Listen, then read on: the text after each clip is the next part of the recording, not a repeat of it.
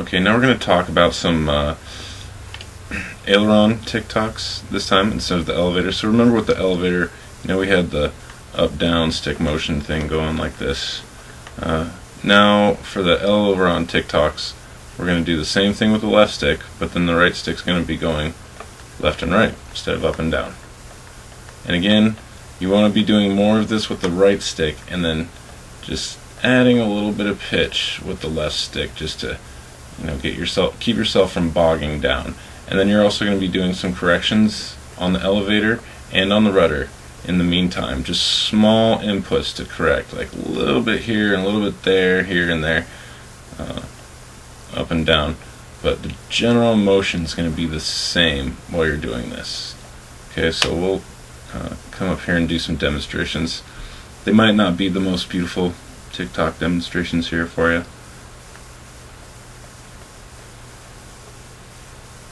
but definitely when you start out, you don't want to be, starting out with the fast ones and trying to hold it just in one spot.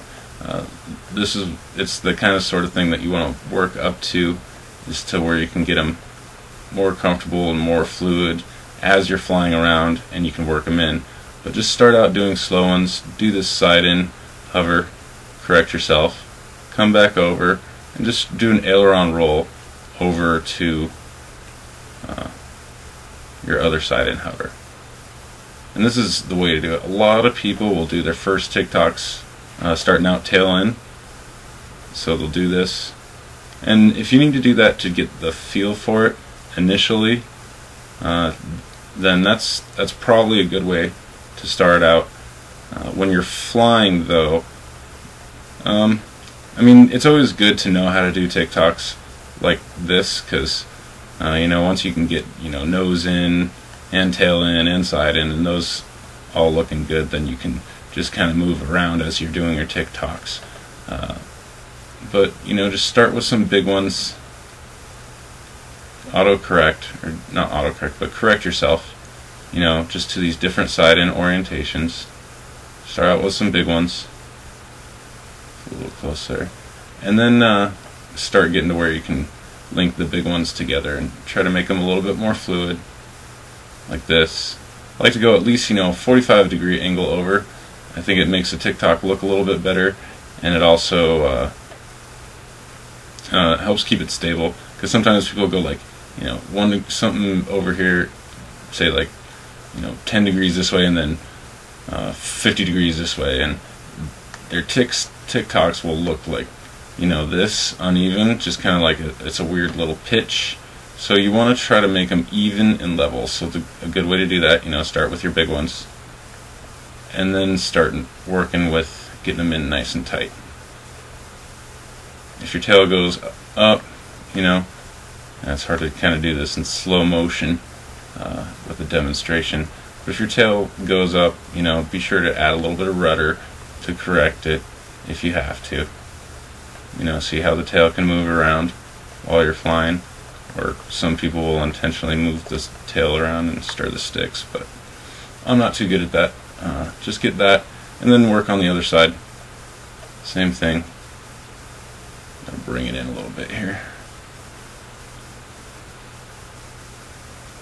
Start with your big ones, go to the side in view, and then once you're doing some of those, start getting the faster ones in there. You see, I'm not as comfortable doing this side in as the other one, at least not in slow motion.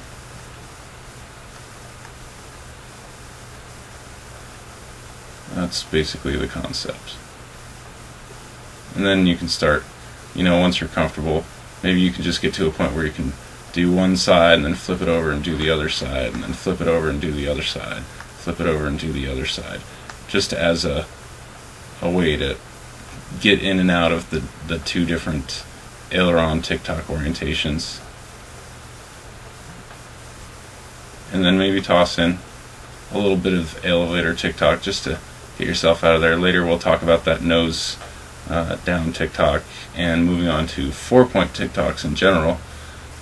But The trick is, you're not going to be able to do those 4-point Tic-Tocs if you can't comfortably do these aileron Tic-Tocs.